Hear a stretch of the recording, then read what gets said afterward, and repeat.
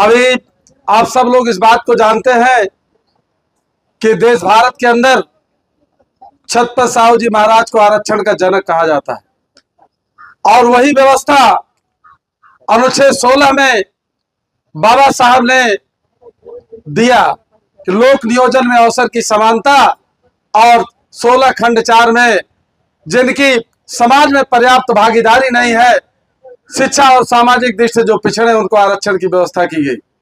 उसी क्रम में समाज में जो देश के अंदर जितने प्रतिष्ठान हैं उन सभी प्रतिष्ठानों में जो सरकारी संस्थान हैं उनमें आरक्षण की व्यवस्था की गई। लेकिन जो मौजूदा सरकार है, भारतीय जनता पार्टी की जो सरकार है, ये पूरे देश को बेच रही है।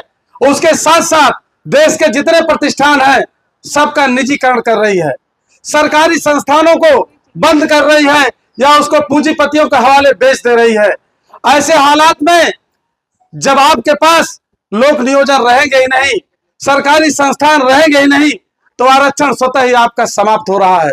यह बात आपको समझने की जरूरत है। ये सब कुछ बेच रहे हैं और आरक्षण जो हमारा बचा कुचा था, आप आरक्षण की व्यवस्था जहां हमारी थी भी, वहां भी ये जो है उसमें तमाम लूट कर रहे हैं, आरक्षण को लूट ले रहे हैं और सरकारी प्रतिष्ठान को बंद कर रहे हैं।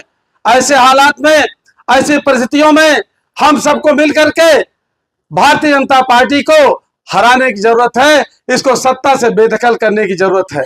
आप सब लोग देख रहे होंगे अभी जो ये आस्था के नाम पे, धर्म के नाम पे, राम मंदिर के नाम पे अयोध्या में राम मंदिर बनवाएंगे उसके नाम पे सत्ता में आते हैं और पूरी तरीके से लूट मची हुई है। ये भारतीय जनता पार्टी के लोग मंदिर का जो चढ़ावा है उसको लूटने में व्यस्त है और उनके समर्थक जो दल है वो टिकट सेटिंग करने में व्यस्त है कि 5 करोड़ में सेट करना है कि 7 करोड़ में सेट करना है।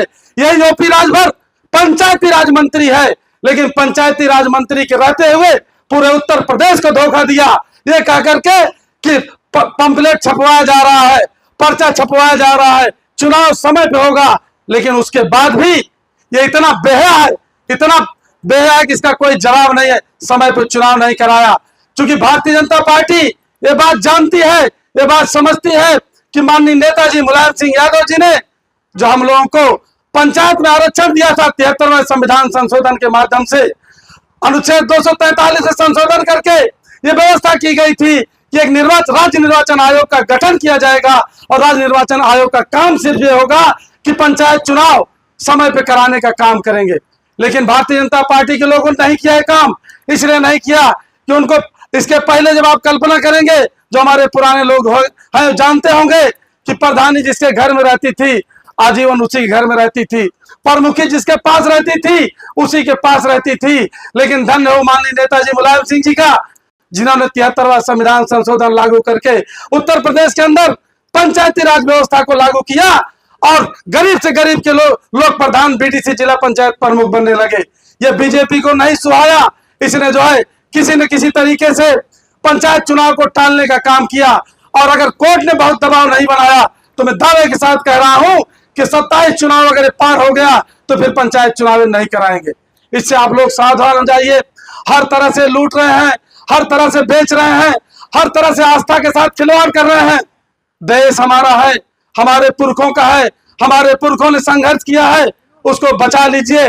माननीय अखिलेश यादव जी को साथ इकट्ठा होकर के पीडीएस समाज को इकट्ठा करके 27 में समाजवादी पार्टी सरकार बना करके एक साथ आकर के देश बचा लीजिए, अन्यथा देश नहीं बचेगा, संविधान नहीं बचेगा, सब कुछ बर्बाद हो जाएगा।